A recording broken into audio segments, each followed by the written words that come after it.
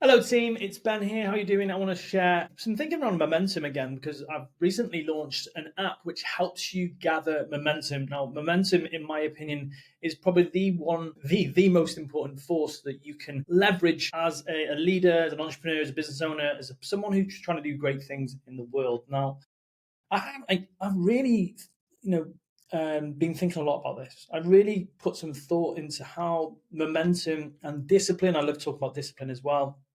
If you go back through the podcast, you'll hear a lot on discipline, but specifically like structural discipline, expansive discipline, reactive discipline, all how these all pertain to momentum. A couple of years ago, when I started studying the work of Phil Stutz, I really got into this thinking that there's this universal force of forward motion. What is that? It's momentum. It's that feeling that we have as we turn towards our challenges. Think of a time where you've had momentum, when you've been moving forwards, things have been going well, you've had success. It's almost like life has felt easy sometimes. Not easy in the fact that you've been doing challenging things, or you've been, for example, going to the gym and taking action, or making business deals and decisions and moving forwards quickly. If you play that mind movie over, you'll remember the feeling that you had, which was momentum. It was like nothing could stop you, like nothing could get in your way. Now, I want you to just play out the opposite of that. Think of a time where you were really stuck, that you felt that you had no momentum, that things were challenging, but even decisions, even sometimes even small decisions, felt seemingly impossible, really difficult. And contrast the two. And I think that the difference or the distinction between the two is having momentum versus having no momentum. And I think that we have to give momentum the respect it deserves. It's a very powerful force in our success, in the breakthroughs that we have in our business, in our life, but it's delicate. And what I mean by this, it takes weeks to build up and it can be destroyed in days.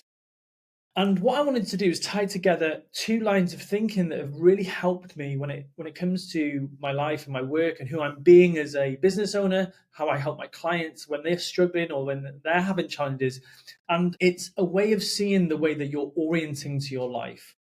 And I think this that really does pertain to when you feel like you've lost momentum, when you feel that you get momentum and then you lose it, or when you see those people that seemingly have momentum all the time. And I think that you can put them into three different buckets. And what I'm going to do on today's session is I'm going to talk about those three orientations, all those three stances or buckets or whatever you want to call them. Because when you can spot how you're showing up in those buckets or those orientations, what's going to happen is that as soon as you see it, you can fix it way quicker. And if you've tuned into the podcast before, if you've listened to me speak before, I love that distinction of a straight line, a zigzag, and a circle person. And I think that when we look at those three orientations in terms of momentum, it really starts to make a lot more sense. Well, the first stance that a lot of people will bring to the world is circle stance, the circle person. And the circle person never manages to create momentum. And this is why. And this is why they really struggle to create momentum specifically. Is a circle person is someone who circles around a problem but never moves forward. Now think about so many people in our lives. It might be you listening to this today. Is like you know what the problem is, you circle around it, but you don't take the next step into it. This could be your weight, this could be a staff member who you've wanted to get rid of months and months and months. This could be a business deal that's been just on the table and you've not managed to move it forwards. You've circled around the problem or the thing that you need to do to move it forwards, but you've not taken the necessary required action. And so what happens is you experience the same struggles again and again and again. And the reason I know this so well, especially being a coach, is that I will have some clients who will come onto the call and they maybe for 3 or 4 weeks in a row, they will report the same problem. They're still reporting the same problem they were reporting at the start of the month, which means that they're creating their world from a circle stance. And what you hear, especially from these people when they are in that place, I know, and they say the word I know. That's what I'm looking for as a coach. If I listen to what they're saying, I hear them saying, I know. when anyone is saying, I know, I know, I know, this is important for you to listen to as well. They're using blocking language.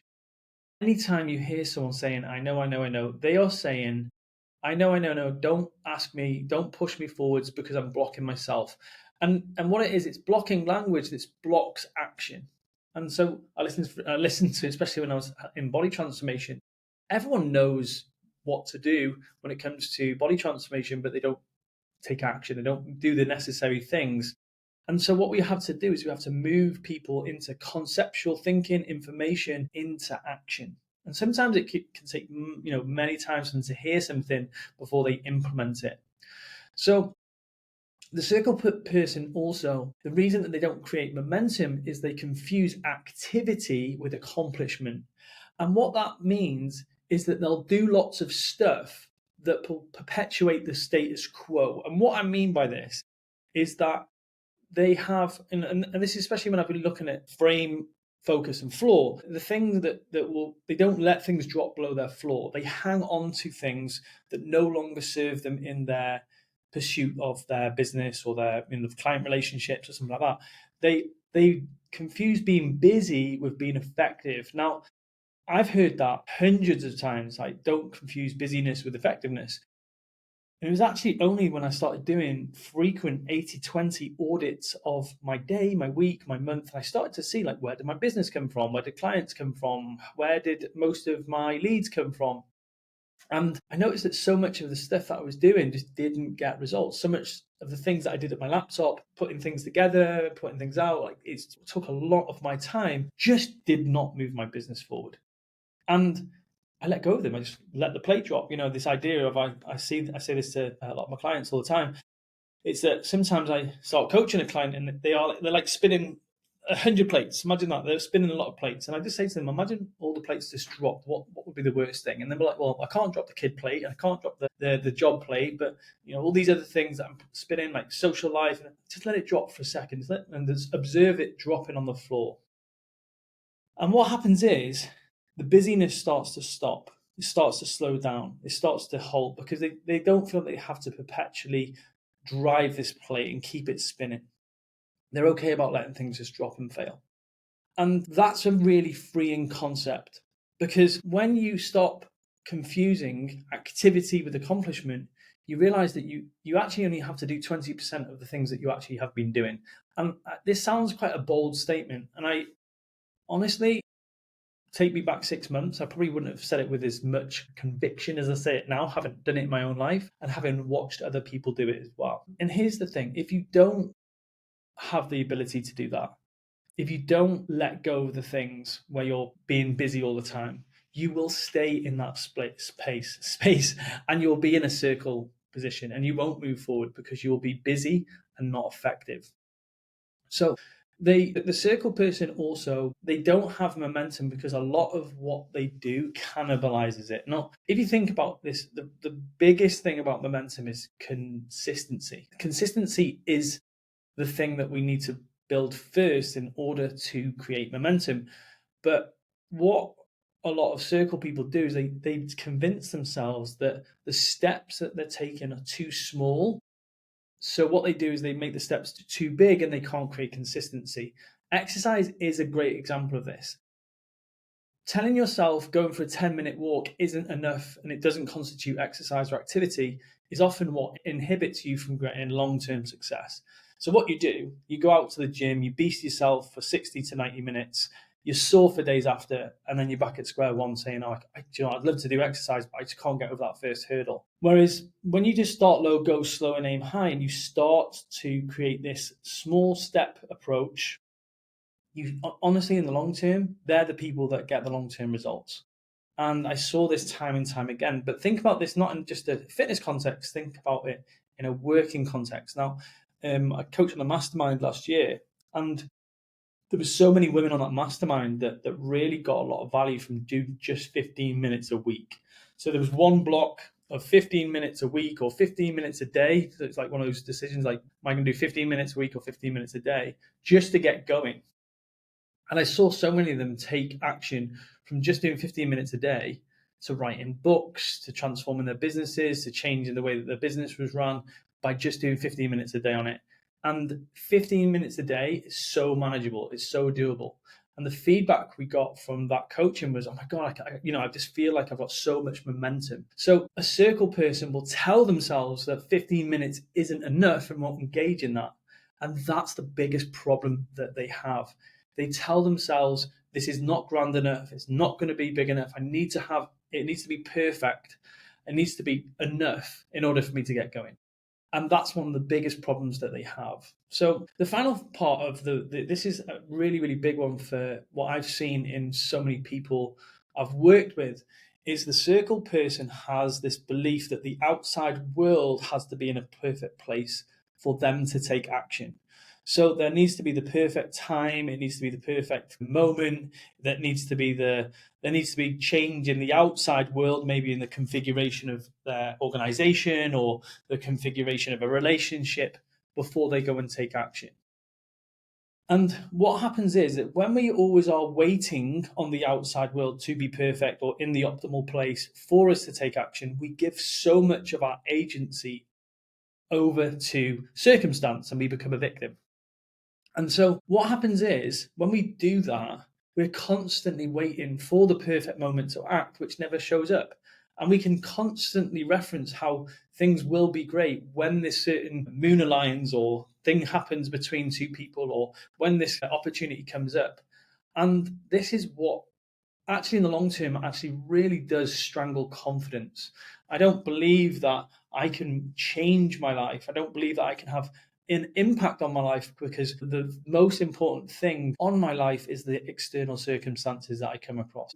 When the biggest changes happen for my clients, what happens is they start to live life on their own terms. They start to become the essential instead of the incidental. Now, what that means is that you start to live a life on your own terms. You start to become the controlling or the initiating factor in your life, not life happening to me. It's me starting to take action and making life happen for me.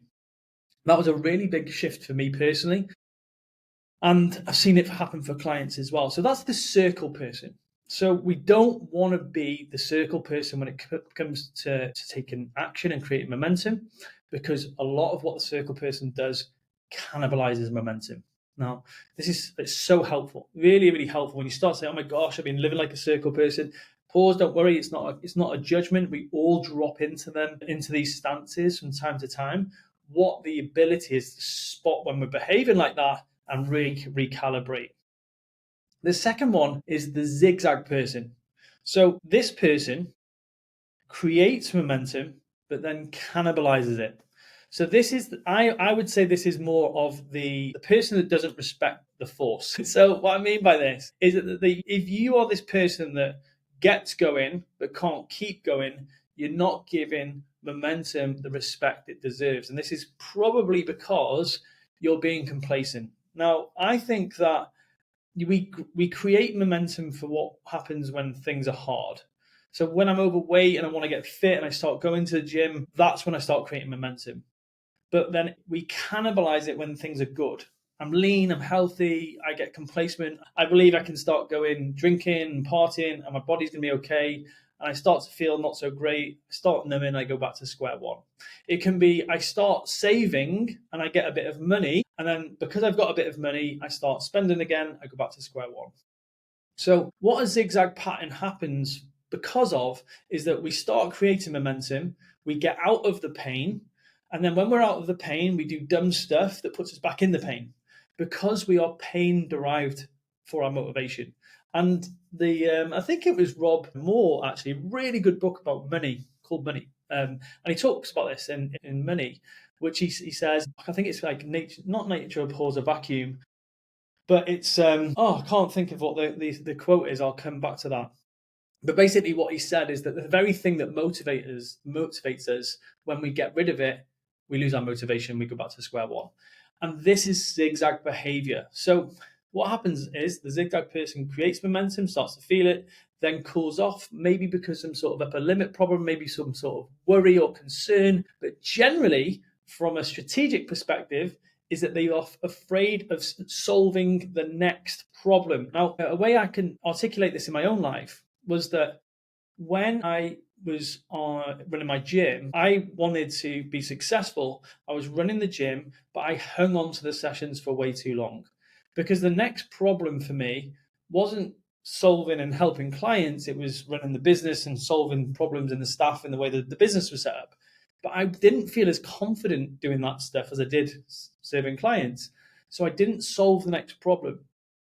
So what would happen is we'd get huge growth in the business, loads of people would join, but because there were systems and processes and patterns in the company, that when the business grew, that they wouldn't get as good an experience because we were busier, then I'd cool off. The clients would leave. So the actual success curve of the business mirrored my very own success curve. It would go up, we'd be full, we'd be busy, we'd be overwhelmed because there weren't systems and processes in place, people would leave, and then what would happen? It would stimulate me to go and find some more clients, and that would happen again. The business was like a zigzag until I started to realize how I was creating my success like a zigzag. So what we wanted to do was solve the next problem. So what I actually had to do is I had to leave the gym floor. I had to say, do you know what? I feel really powerful. I feel really good when I'm serving clients. But what's more important is me solving the business problems. So I left the gym floor. It was really, really difficult for me. And I was like, that's the next problem I need to solve. I see this happen so often when we don't want to solve the next problem, so we hang on to the old one. So we end up in this zigzag situation. This is a reflection of us. Like, this is a reflection of us as a leader as well.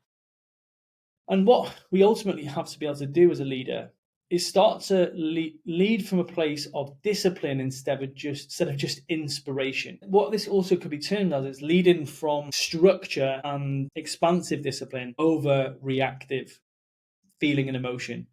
And what happens is, especially with so many people I've worked with, is that they don't feel like doing a certain thing. It doesn't feel like it, or it doesn't feel like the right time. And they'll say those things, I don't feel. And yes, feelings, are valid and sometimes important, but at the same time, if we are using them to run our businesses, we can often wade into trouble. So we have to almost part ways with our feelings and we say, well, actually, it's not about how I feel, it's about this having to be done. It's about me doing things that need to be done when they need to be done. Because if you think about it, as we go from struggle to success, our feelings are going to change. And if our feelings change, like I'm feeling struggling, I'm in pain, I feel driven because I'm in pain, I take action, and I get to success, I feel successful, I feel complacent, I feel like I don't need to take action because I feel good, and then what we end up is in that zigzag. Whereas what we need to do is we need to just constantly say, I'm going to take the next important action. What's the next step? It's really interesting that coaching clients sometimes come onto my calls and they've had their best week. They've done so many things that are absolutely great. And they'll say to me, yeah, well, I'm not sure what I need to talk to you today about, Ben, because everything seems so goddamn great. And there's a worry that I have, not worry, more of a concern that is the very time they need the coaching, because we need to look at the next action. We need to look at the next thing that they're going to take. But what happens is we often feel, because everything's great, I want to try and maintain this status quo because I don't want things to change. It's just like, think about how illogical that is that things are feeling good, things are going well, but at the same time, I don't want to go and take the next step because that's going to upset the apple cart again. And that is where we often run into trouble. Because if we don't change happens anyway. So we want to be the essential, we want to be the driver of change. And we've got to admit that there's always going to be pain, uncertainty, and constant work. So taking that next action needs to be voluntary, and then we feel like we have more agency and control over our lives. Okay, so let's go back to this zigzag person and really start to get a little bit deeper into how the zigzag person is cannibalizing momentum. Now, if you think about momentum as a force, if you've ever pushed a car, you'll know what it feels like. Getting that car moving is darn difficult. The first 3 strides are hard. Like you're pushing a car and you're like, oh my God, this is so heavy. But as soon as you get a couple of strides in, you're like, oh my gosh, I'm pushing a car. Sometimes even by myself. I've started a few cars in the past, especially in my childhood when young lads had cars that would break and the motor would go off, or the engine would cut out and we'd have to jump start the car. Maybe not in these modern cars, you don't have that, especially not electric cars. But the first couple of steps were difficult, But once the car was moving, that was when things got easier. Now, think about why so many of us are tired, burnt out, we're relying on motivation all the time. It's because we haven't leveraged momentum. We haven't got that momentum going. But what we keep doing is we keep getting going and cooling off. So we're constantly having to restart the engine, remove, get going again, rebuild that momentum. And it just is exhausting. So, what we've got to start doing is we've got to start transferring the way that we create the momentum. And I've talked about this in earlier podcasts, is that a lot of us will be motivated to start moving by pain. But what keeps us moving is not pain, because once we got going, we want to transfer our fuel for momentum from pain to desire. Now, the problem a zigzag person has is that they only rely on pain as a motivator. It's the one thing that drives them to go and take action. But once that pain's gone, they haven't got the next fuel source. It's a little bit like a Toyota Prius. If you've ever been in a Prius, like 40, so like 0 to 40 mile per hour, it's an electric car. And then as soon as it gets to 40, it turns into a diesel. And it kind of needs to happen the same for you. It's like, yes, absolutely. Pain can be a great motivator for you to get out there and get going, but it won't keep you going. And that's why you will keep burning out, because you're using the wrong fuel source. It's love and desire which will keep you going. That's why with my clients, I set big futures which are exciting and desire based.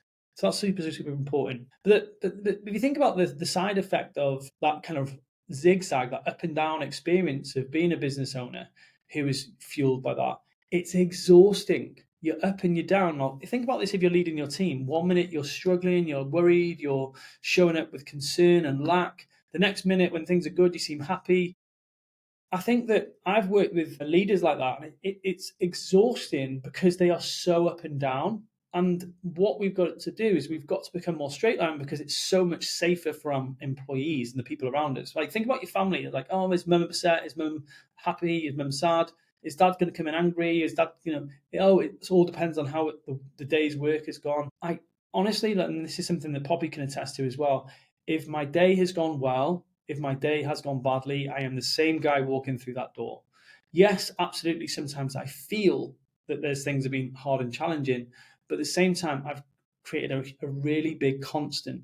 And what this has led to, and what's created this, is being more straight line, taking action, creating momentum, and knowing that even though today hasn't gone well, that I've got another opportunity tomorrow to make things happen again, and keeping that constant flow of momentum. Actually, at the end of the day, still looking at my wins. Like, even though the day hasn't gone great, look at my wins. And I'll talk about the app in a second, which will help you with that if that's something you struggle with.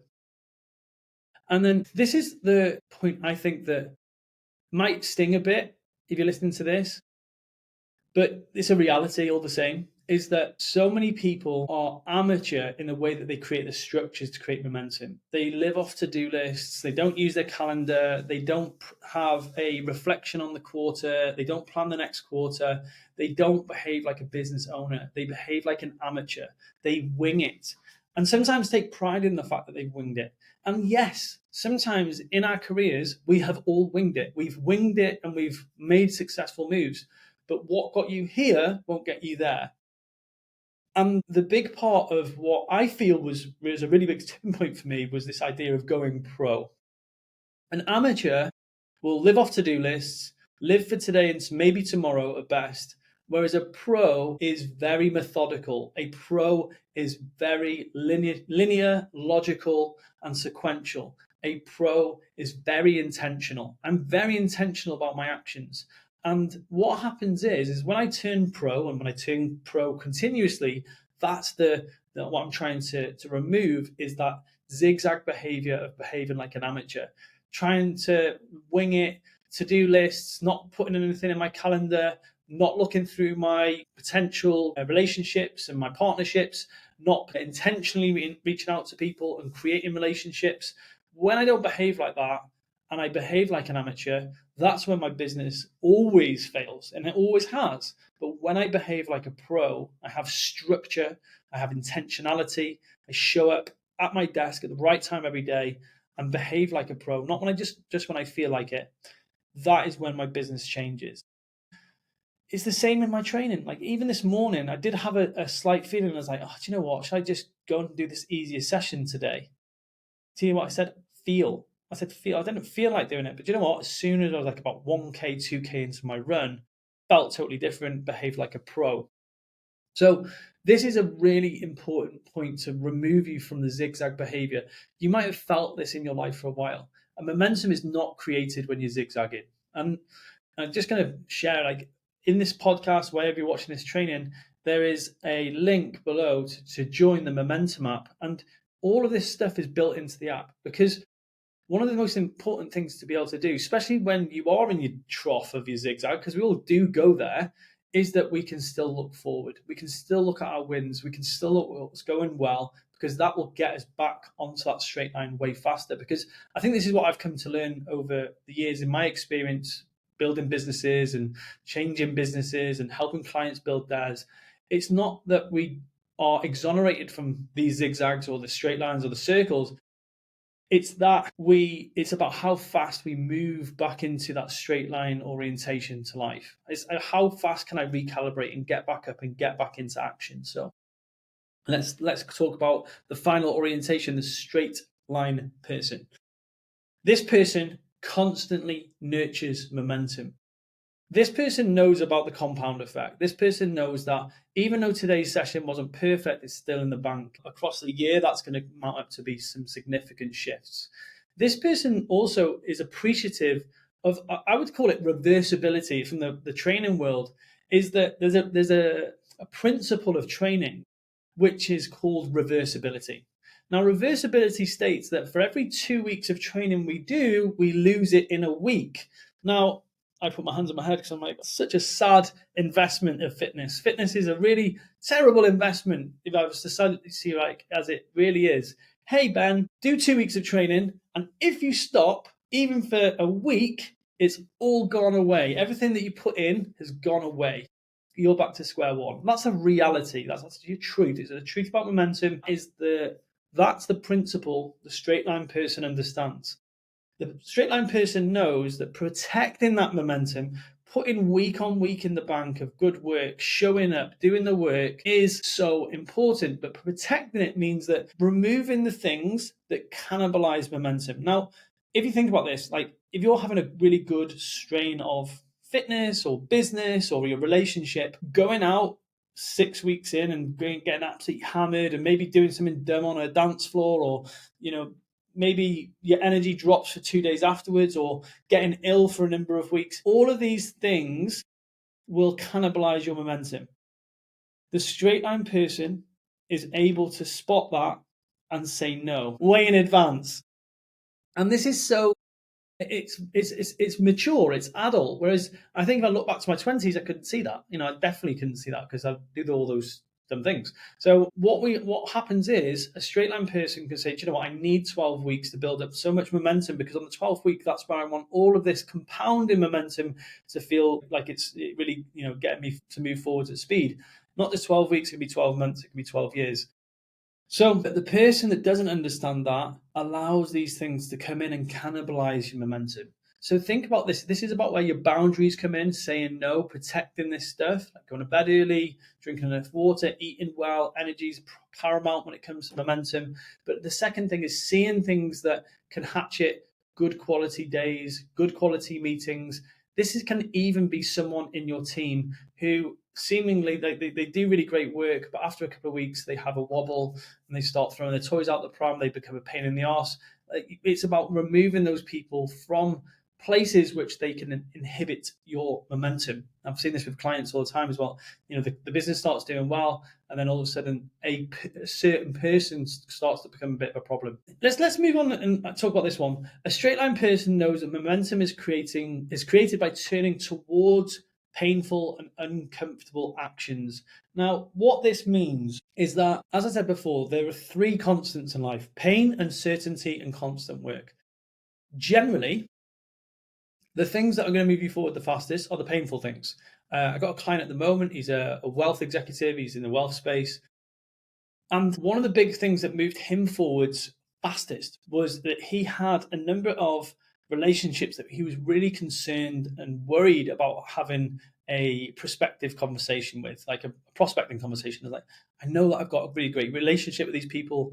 I know that if I was to have a conversation about doing some work together, it's probably going to be a yes. It's going to be highly likely. I'm just worried about it. And I could see the pain that was existing in the way that he even articulated about having these conversations. So they had to be prioritized.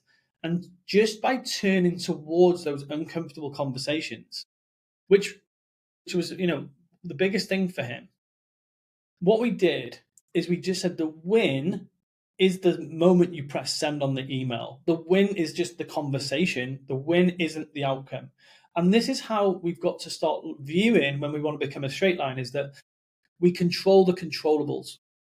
A lot of people can't become a straight line person because they are so attached to the outcome, which often we don't have control over, like at all. Sometimes we have as much control over the outcomes that we're looking for as we do the weather. Yet we put so much gravity on what happens when we take the action and the outcome that ensues. For example, if I reach out to a client and I ask them if they are looking to create a partnership for coaching or they need some help, I can only press send. I can't control them replying to me. So I've got to let go of that.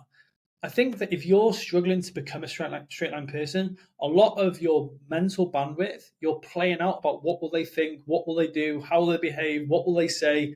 You have no control over that. Let it go. And that's how you'll become more of a straight line person, a straight line leader. That's how you create momentum. Because once you see publishing or shipping, getting things out there as the win, you start to build way more momentum. You start having more conversations, you start prospecting faster, you start moving into deals quicker, and then you start to get more results. But that's none of your business. You don't get that until you start getting into momentum. And I noticed this. The biggest times that I'm most frustrated in my life is when I'm thinking about what someone's going to say. So I do this dance of trying to create the best message, craft the best message, when often it's just taking that first step. And momentum happens quickly when you start getting into and frozen conversations. I've got an opportunity at the moment with one of the biggest books in coaching, like actually two opportunities, where I've reached out to authors of books which have massively changed my life. And I've just been honest and said, hey, listen, this book changed my life. I'd love to have a conversation. And two of those books with two huge names in the coaching and the strategic world have come to opportunities. I'm actually having two conversations this week, which are going to result in multi six-figure opportunities. Why is that such an important message for you listening today? Is that both of them, I had so many worries that what did I say? How do I say it? And then I just got into a conversation. And it's in conversations that our lives change, that deals are made, that relationships are created, that agreements are created in conversations. So get into those conversations. Do that hard thing. Push into that pain, and you'll become more of a straight line person. And that's how we build momentum. But I love, like, sometimes I do use business and fitness examples interchangeably because it's the same. It's like every single day when I go out and I run, the 1K run that I did this morning was just as hard as the one I did in January. The only thing that's different is I've got how many weeks? 12 weeks of momentum behind me now, and I'm running faster. Like when I just had pneumonia in January, so I started running. I did 1K. It took me about 4 minutes 30 to do 1K at like full power, like really as fast as I can. This morning I was doing it 3:45, 3:50, 1K after 1K, literally back to back. That's the difference. The difference, yes, I've definitely got fitter, but it's momentum that's got me there. It's momentum that's kept me doing it.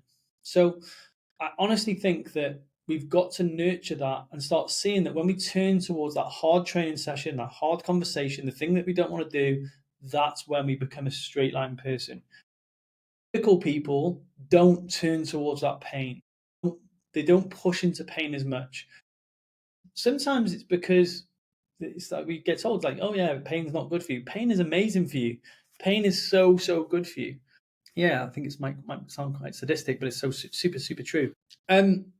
I think that's all kind of what I wanted to share around the circle, the zigzag, and the straight line person, and how you can start thinking like, how am I orienting towards my own life, my own transformation, my own success, and how can I start being more of a straight line leader, thinker, doer, and how can I start turning towards the things in my life to start creating this momentum? Now, before I go, I want to share again, I've recently released an app. It's in the beta test version. I want 100 people on the app so we can start celebrating wins together. This is how it works. Give you a quick overview before we go. It's a free app. You click on the link, you put in your email, and then all you need to do every single day is log one win. And that's how you gain momentum. Log a one win every single day. If you want more momentum, log more wins. If you want more momentum again, reflect on those wins, because we're very good at pulling apart why we don't do well, but we need to get better at pulling apart why we do well. Okay, so we're not very good at pulling apart the reasons that we don't do well. But when we do something badly, we're very, very good at dissecting that. We want to flip that. And the final part of this, every single Friday, I'm going to invite you to go in and reflect on the week. What went wrong in my business, my health and fitness, my relationships, and anything else you want to share. And what this does, it starts to squeeze the juice from everything that's gone well in your life. You start to see why things have gone well. And it gives you prompts, it helps you do this, you become better at journaling. Now, if you have been told to start journaling, or you think journaling is good for you and you want to learn how to journal, this app will help you enormously, because it will help you learn to write about your successes, and it will help you learn how to document and curate your own wins. Something that I think so many of my clients have struggled with in the past. And if you want to come join, it's free. It's a 28-day challenge, so try and do it for 28 days. Just do it for 28 days, and you'll notice incredible shifts in your confidence, in your self-assertiveness, your momentum. I can guarantee that will lead to changes in the results that you have with yourself, with your clients. Thank you so much for listening to the podcast today. You can do me a huge favor, click on the link if you want to be part of the challenge. But if you've enjoyed the podcast, share it with someone. If you think that they need momentum in their life right now, if you are on Spotify, give me a review. I appreciate you for listening to this podcast. It means more than you know. See you on the next podcast. Take care.